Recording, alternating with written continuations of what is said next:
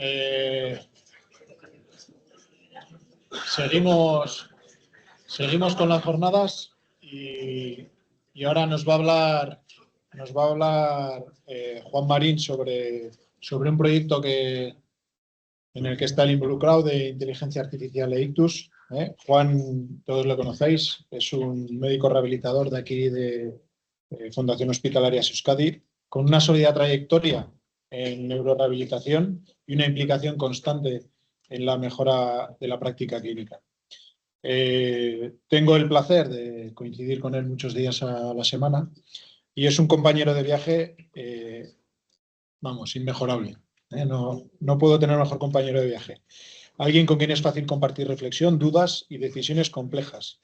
Destaca como médico, profundamente comprometido con los pacientes y entusiasta de su trabajo, pero a esa vocación se le suma una capacidad crítica y estratégica poco común que permite analizar la innovación con rigor y sin perder nunca el sentido clínico. Y eso para esto pues es importantísimo, ¿no? Tenemos el marco, tenemos el lienzo y Juan lo defino como la mirada crítica del artista. Nos va a ayudar a interpretar, integrar y dar sentido a la tecnología desde la práctica clínica diaria.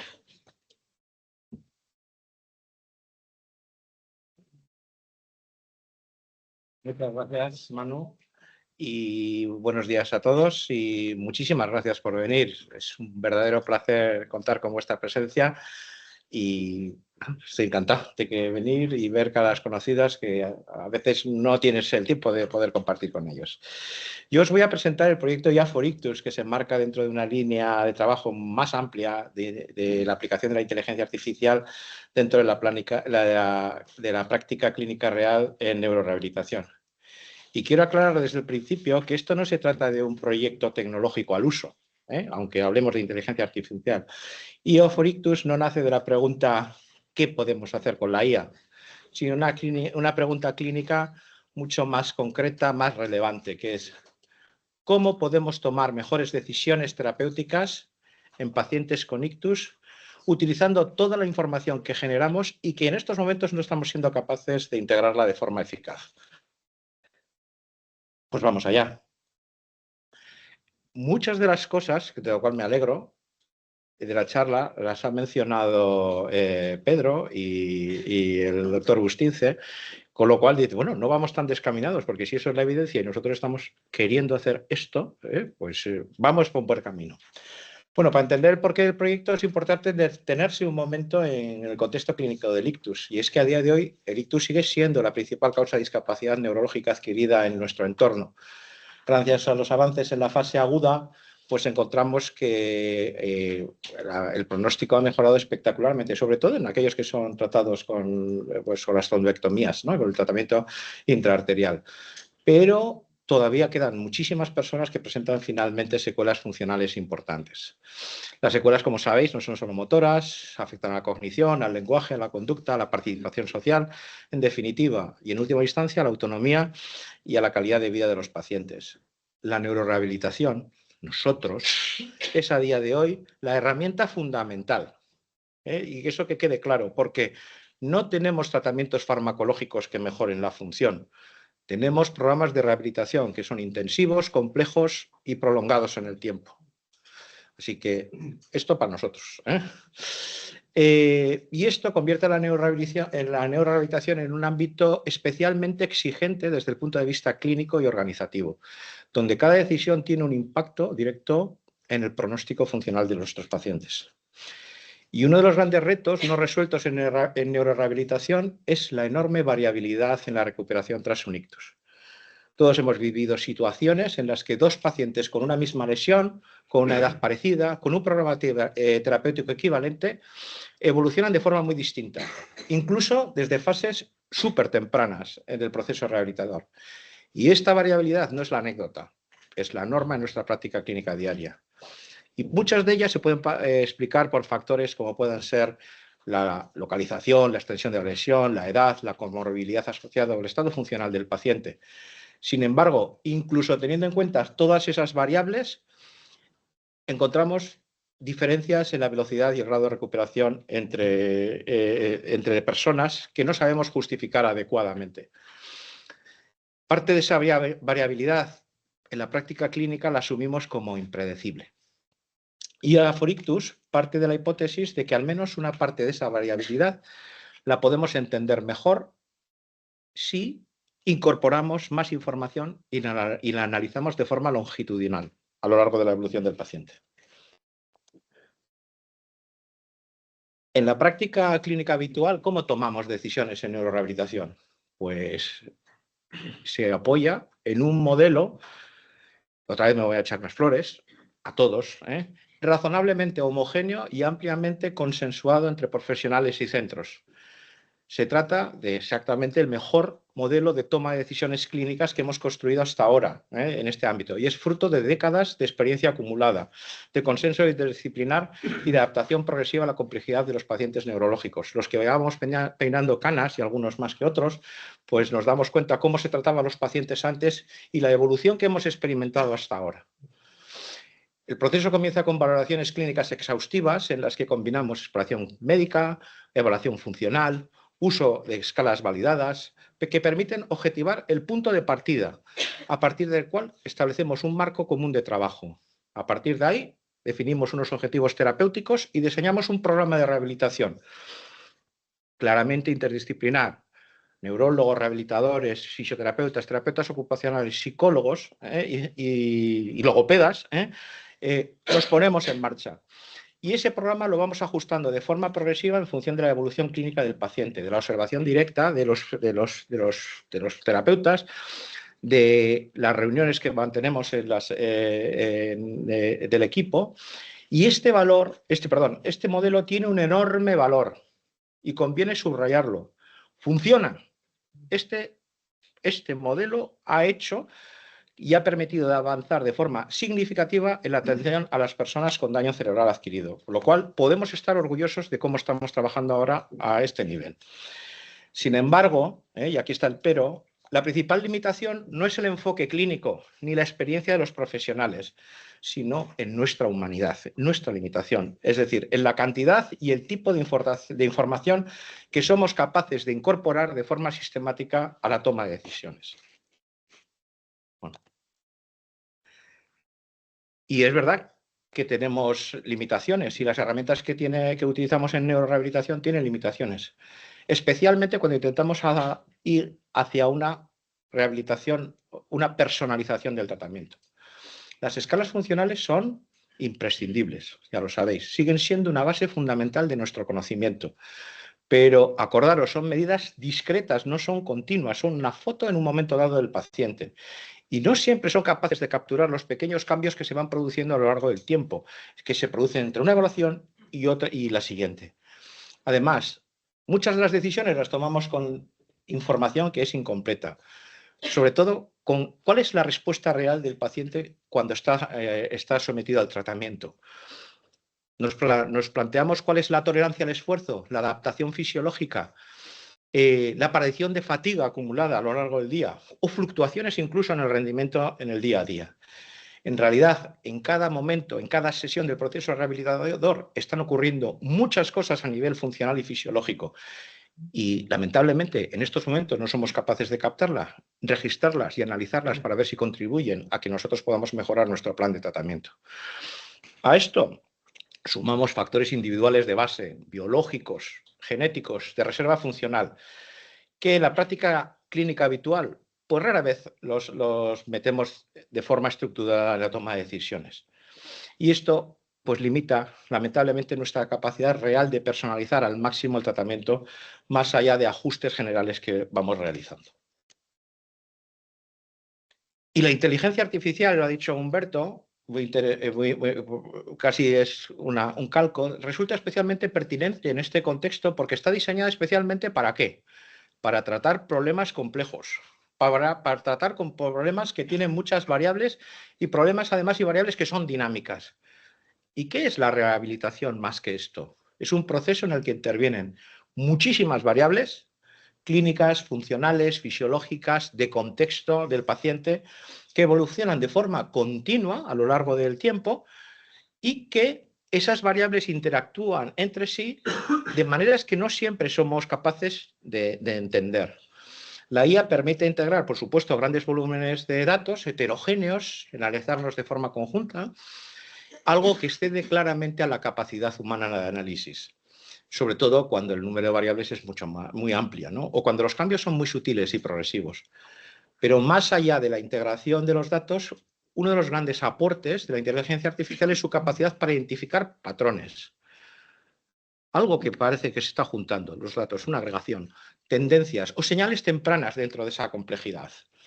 Desde un punto de vista clínico, esto abre la puerta a detectar de forma mucho más precoz complicaciones que puedan estar surgiendo en el proceso, antes de que sean claramente evidentes en la reunión clínica que tengamos de equipo.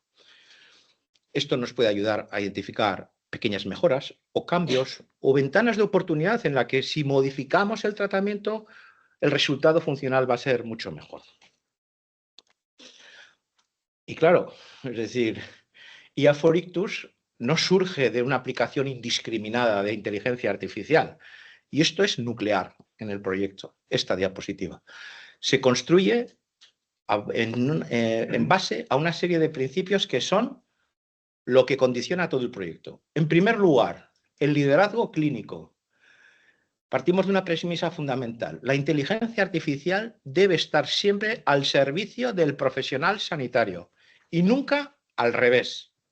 Esto significa que la IA jamás sustituye la valoración clínica ni la toma de decisiones del equipo, sino que actúa como una herramienta de apoyo.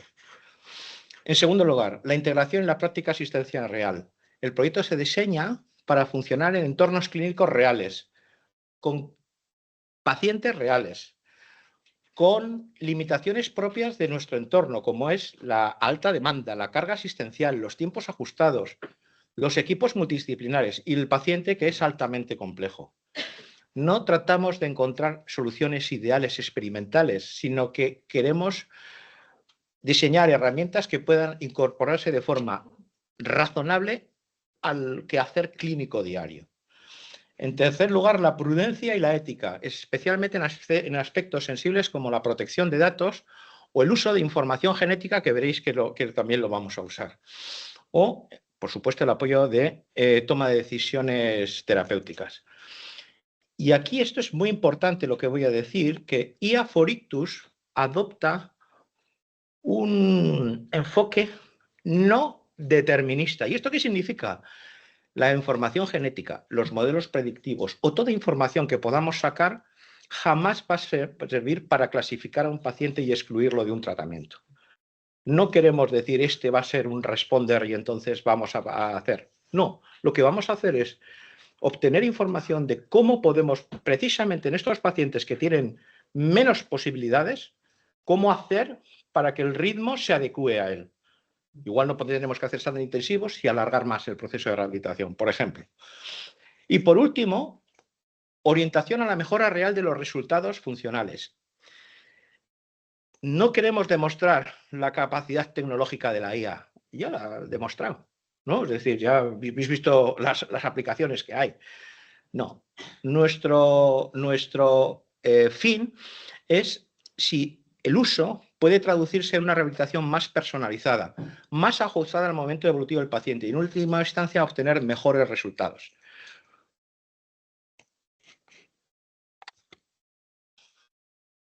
Con este contexto ya podemos entrar un poco en el plano importante del proyecto, que es que pretendemos desarrollar una plataforma capaz de integrar información clínica, funcional, fisiológica y genética del paciente durante su proceso de neurorehabilitación.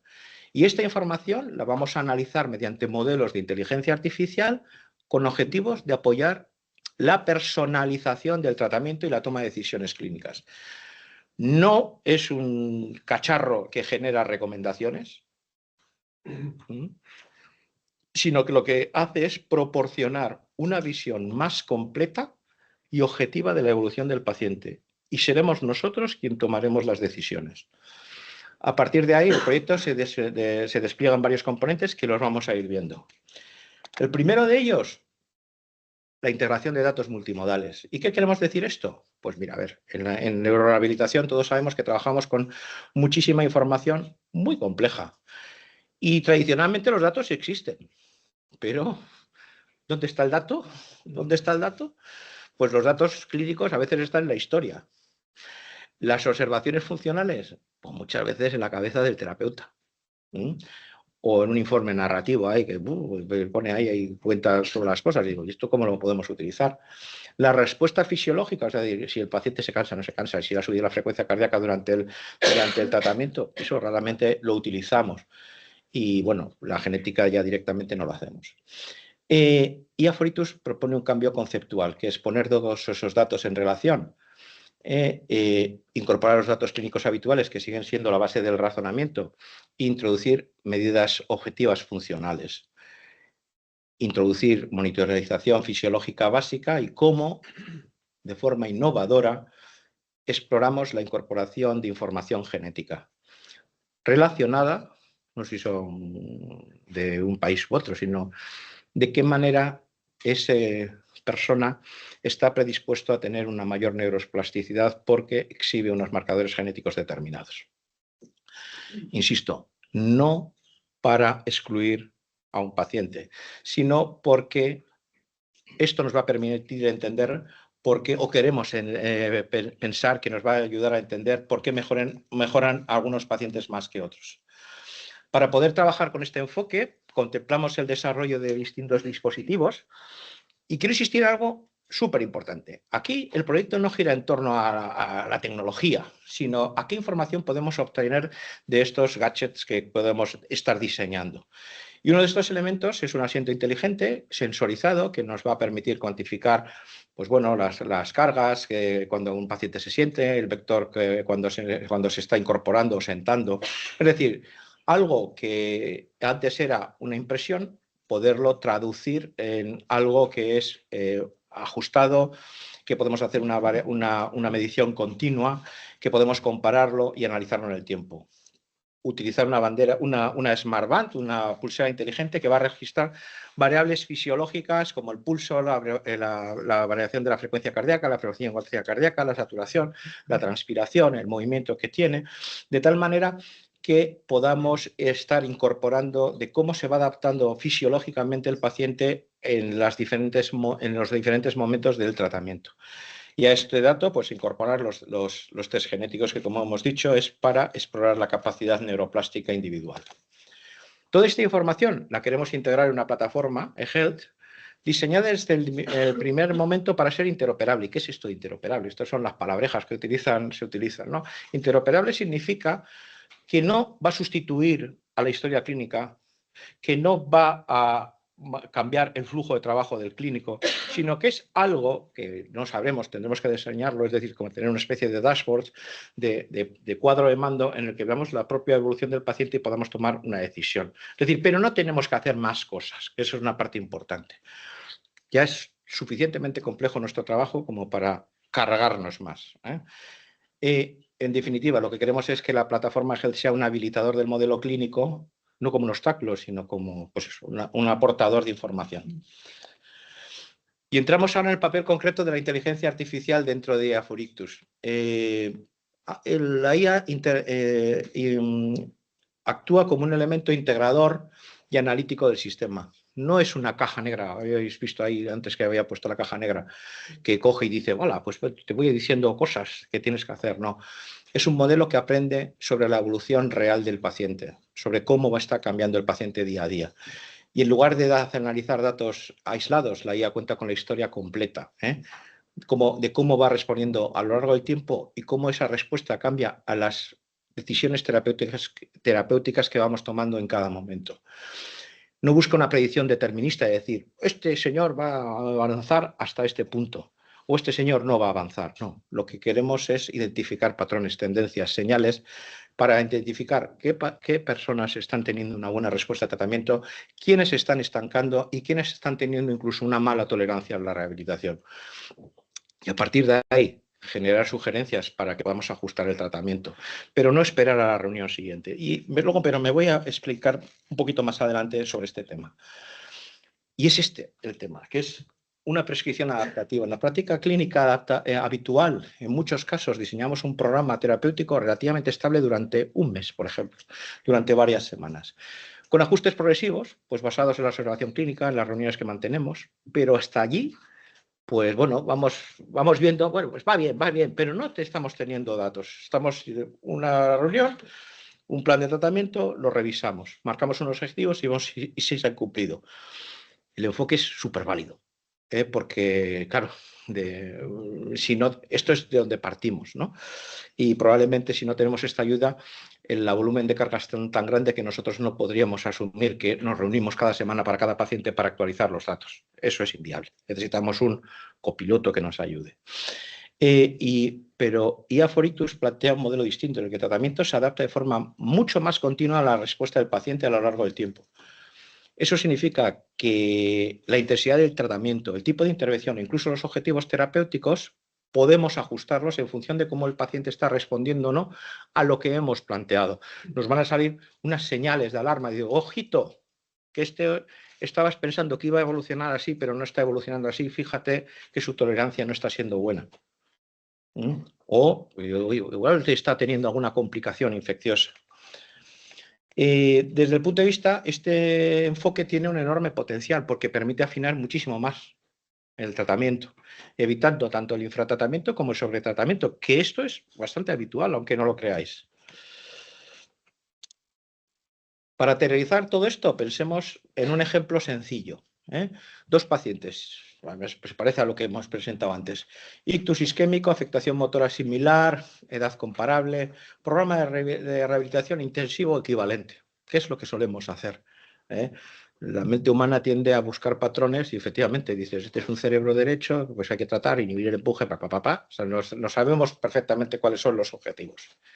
Y a las pocas semanas ambos muestran una mejora funcional, pero uno va mucho más rápido que otro. Y el modelo tradicional, estas diferencias, podemos tardar un mes en darnos cuenta. Decir, oye, pues es que nos hemos quedado, que pensábamos que iba a ir más, pero no ha ido. En IA for Ictus, la combinación de estos datos funcionales, fisiológicos y clínicos, que lo que queremos es que los detectemos precozmente y tener una ventana de oportunidad para replantearnos antes el ajuste del tratamiento, del enfoque, incluso de los objetivos. Ganar tiempo en la toma de decisiones.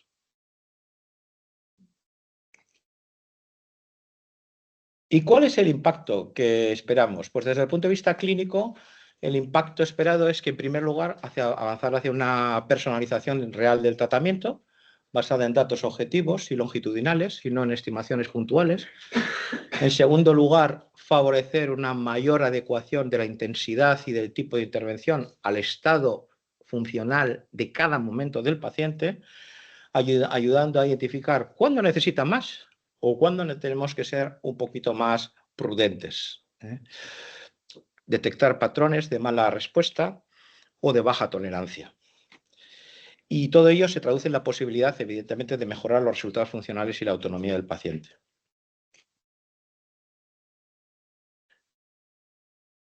Y pero el paciente tiene un impacto, pero ¿y en el equipo? Pues también creemos que va a tener un impacto importante en el equipo. La neurorehabilitación es, por definición, un proceso interdisciplinar. IA for Ictus no pretende pues, sustituir la experiencia ni el criterio de ninguna disciplina, sino aportar una base objetiva común. Al integrar esa información clínica y fisiológica de forma estructurada, el proyecto facilita que las reuniones clínicas se vean enriquecidas y apoyadas no solamente con las percepciones individuales de los terapeutas, que son valiosísimas, es lo principal, sino también en datos comparables y longitudinales compartidos en el equipo. Creemos que esto va a aportar mucha más coherencia en el abordaje terapéutico y reducirá la variabilidad que a veces se da injustificada entre profesionales. Digo, pues a mí me parece que me va bien, pero no, pero es que en fisio resulta que está más esto, ¿no? En la práctica, creemos que va a contribuir a alinear el equipo en torno a objetivos comunes y a tomar decisiones más consensuadas, más argumentadas y mejor fundamentadas. Y el proyecto también tiene un impacto claro a nivel organizativo y de sistema. La capacidad de objetivar la respuesta al tratamiento va a permitir el uso de recursos, optimizarlo, de forma, y esto es algo especialmente relevante pues, en un contexto de alta demanda. El ictus es de las cosas más prevalentes. Además, la generación de esa base de datos estructurada del proceso nos abre la puerta a análisis posteriores, a mejorar nuestros procesos y a generar conocimiento. Creemos que no es solamente un proyecto asistencial, sino que también puede ser una herramienta que ayude a generar evidencia real en neurorehabilitación. Y este proyecto no puede desarrollarse sino desde la colaboración de perfiles complementarios. En el consorcio está liderado por nosotros, por Hospitalaria Fundació, que evidentemente aporta el marco clínico real, la experiencia asistencial en neurorehabilitación y el entorno de validación del proyecto. Junto a ellos, junto a nosotros, Biolan, que contribuye con su experiencia en el desarrollo tecnológico, integración de datos, de dispositivos y los modelos de inteligencia artificial.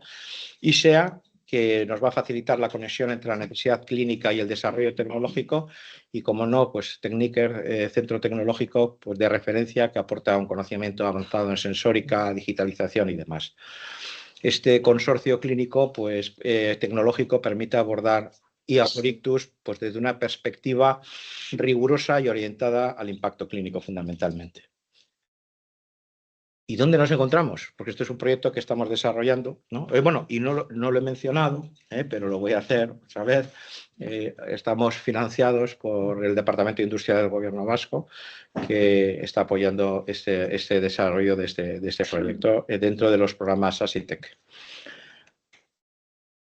¿Y cuál es el estado actual de IA for ictus? Esto no es un brindis al sol, que también podría serlo, ¿no? Pero sino que estamos trabajando realmente en ello. Actualmente estamos en una fase de investigación y desarrollo todavía con niveles de madurez tecnológica intermedios. Los que estáis familiarizados con la tecnología TRL, pues sabiendo que 10 es cuando ya una cosa está en el mercado, pues estamos en unos niveles moderados, 4 o 5, queremos llegar a niveles 5 o 6. Es decir, de aquí no va a salir un prototipo un prototipo sí, pero no una solución que podamos exportar ni escalar. Se vendrán después, evidentemente. El objetivo precisamente no es una implantación inmediata, sino una validación progresiva, rigurosa y clínicamente significativa. Y para cerrar, me gustaría volver al principio. La neurorehabilitación decíamos que era compleja, dinámica y profundamente individual. Y durante años hemos trabajado con herramientas limitadas, buenas herramientas, pero nos damos cuenta que son limitadas para manejar tanta complejidad como es este problema. Evidentemente, IA for ictus no pretende resolver todos los problemas, pero sí ofrecer una nueva forma de entender y apoyar la toma de decisiones clínicas. Si queremos avanzar hacia una rehabilitación verdaderamente personalizada, necesitamos herramientas que nos ayuden a hacerlo. Y creemos que la inteligencia artificial bien integrada y bien entendida puede ser una de ellas. Y muchas gracias por vuestra atención.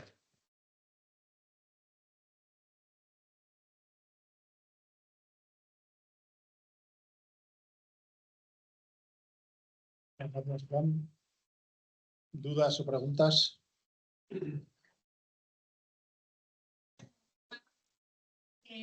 Has mencionado que una de las aplicaciones que se busca hacer con la IA es para detectar patrones. He ido mencionando también en las otras charlas.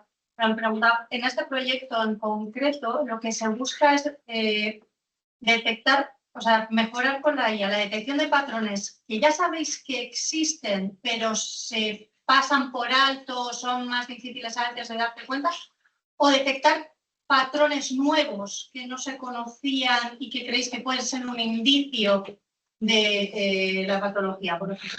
Pues yo creo que precisamente Manu ha hecho una pregunta también al respecto que antes, en la primera charla. Vamos a ver. Lo que tenemos es realidades. La realidad de que un paciente está evolucionando y de repente se estanca o que va más lento de lo que tú esperabas.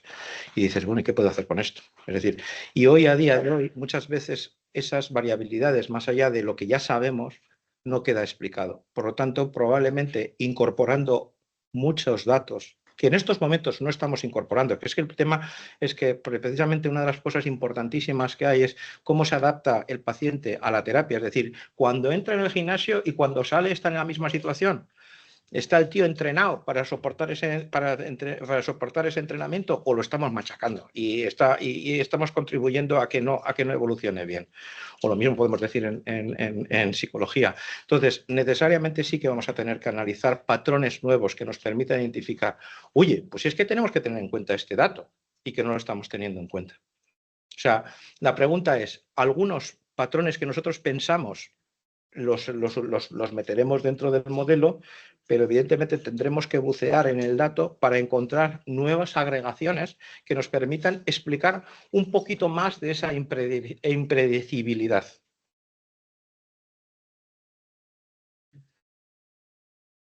Muchas gracias por la ponencia, me ha encantado. Creo que hay una parte que no he visto contemplada y que también sería importante. Parece que queremos individualizar mucho el tratamiento hacia el paciente, detectar patrones hacia el paciente, cómo es el manejo, ¿no?, de las distintas terapias. Pero ¿qué hay de eso que yo creo que todos percibimos como profesionales, de que sabemos que hay ciertos terapeutas que son realmente la clave clínica? Sabemos que tal paciente, si estuviera con este servicio, con esta logopeda, si tuviéramos el acceso a una neuropsicóloga, un neuropsicólogo, que ¿eso también se va a contemplar en este proyecto? Hombre, pues no sé si sería ético, ¿no?, poner un ranking, ¿no?, es decir, de terapeutas. No, es completamente real lo que dices, completamente real. Y no es lo mismo la sustitución de la persona que viene, que tiene pues un bagaje profesional pequeño, que la persona que lleva 20 años trabajando y que tiene el culo pelado, permitirme la expresión, ¿no? Entonces, evidentemente, eso... Pero, o sea, no creo que tengamos que hilar tan fino. Probablemente lo que tengamos que hacer, y esto es otro punto, es decir, tener también sistemas expertos que ayuden a estas personas menos expertas en tratar, darles como una especie de ayudante de formación donde tienes que, o más que ayudante de formación, un guía, oye, cuando está el paciente en esta situación, deberías hacer esto, esto y esto. Y esto sí que se va a basar mucho precisamente en la experiencia de los senior, ¿no?, de los terapeutas senior. Pero también, ojo, que igual también los terapeutas senior tienen que aprender que hay ciertas cosas que creen que son buenas, pero luego no lo son. Un poco como decía al principio de la charla, que están en nuestra mente, pero que los tenemos normalizados, ¿no?, o sea, la escucha activa, el asistir más o un poquito menos, el exigir o llevarlo al límite de lo que da el paciente. También son patrones que sería interesante detectar para intentar optimizar esos tratamientos, ¿no? Totalmente de acuerdo. Sí, es verdad que el proyecto no valora exactamente eso que estás diciendo, pero sí que es verdad que de una manera indirecta se va a tocar, porque la idea que se tiene es una valoración tanto del usuario como del terapeuta de la sesión. De una forma muy simple, pues, ¿se ha aprovechado? ¿No se ha aprovechado? Sí, no. Que no se está evaluando al terapeuta, ¿no? Pero, porque es verdad que estamos diciendo que es del terapeuta, pero igual no es del terapeuta. Es decir, igual el paciente está durmiendo mal y el terapeuta no tiene nada que ver y está fatigado, ¿no? Aunque entiendo lo que dices, y es verdad, y en todos los centros, en todos sitios hay pues terapeutas senior, que de hecho pues hay en algunos centros que a veces los terapeutas seniors no tienen pacientes, sino van pasando por distintas estancias ayudando a los no seniors, ¿no? Ojo, cuidado con las nuevas generaciones que vienen con aire fresco, que vienen con mucha energía, con mucha motivación, y que a veces eso se pierde luego, ¿no? Sí. Esa frescura, ese querer estar para el paciente. Sí, pero bueno, quiero decir que eso es algo que también las nuevas generaciones de médicos vienen con otras ideas, otras cosas, que muchas veces hablan están incorporando tecnología. Yo recuerdo, siempre pongo el ejemplo, cuando yo empecé en neurología, mi jefe me dijo, yo no voy a escribir un email en la vida. Claro, pues yo no sabía si me tenía que acercar mucho, porque yo el email lo quería utilizar, ¿no? Pero esas cosas son así y hay que adaptar. Pero entiendo lo que dices, no es exactamente así, pero es un poco... Vale. ¿Más dudas? Buenos días. Muchas gracias, Juan, por la organización, por la charla. Me ha encantado. Yo quería preguntar, como clínico de a pie, para rentabilizar nuestro esfuerzo en la práctica clínica, ¿dónde poner más el énfasis? ¿En recoger mejor los datos y ser más exhaustivos en la exploración clínica, en dar más aporte funcional en los pacientes, en recoger variables del sistema del proceso, en incorporar neuroimagen? ¿Cómo ser más rentable en la recogida de datos del programa de rehabilitación, ¿no? Que tenga repercusión en nuestra tarea? Yo espero que esto nos ayude más, pero mi experiencia me dice que lo que más rentabiliza el trabajo de nosotros como médicos es escuchar a los terapeutas. Tener claro qué es lo que tú quieres de ellos, ordenar la información, tenerlos integrados y motivados para un fin común, priorizar los tratamientos. Para mí eso es la clave, hoy, a día de hoy. Y creo, a ver, lo he dicho, para mí este es el modelo. Es el modelo, lo hemos mamado. O sea, llevo aquí 25 años y lo he mamado desde que era un Nobel, ¿no? Y he visto lo que es capaz de hacer ese modelo. Entonces, esto espero que nos ayude un poquito más a mejorarlo, 10, 15%, pero la base está en donde está. Siempre tenemos que optimizar, y la fase de optimizar es a incorporar tecnología, pero nunca olvidándonos del factor humano, que es el más inteligente de todos. Y la inteligencia del que tiene la labor de coordinar o de motivar es precisamente eso, es decir, hacer que cada una de las personas del equipo sea cada vez mejor. Para mí esa es la clave.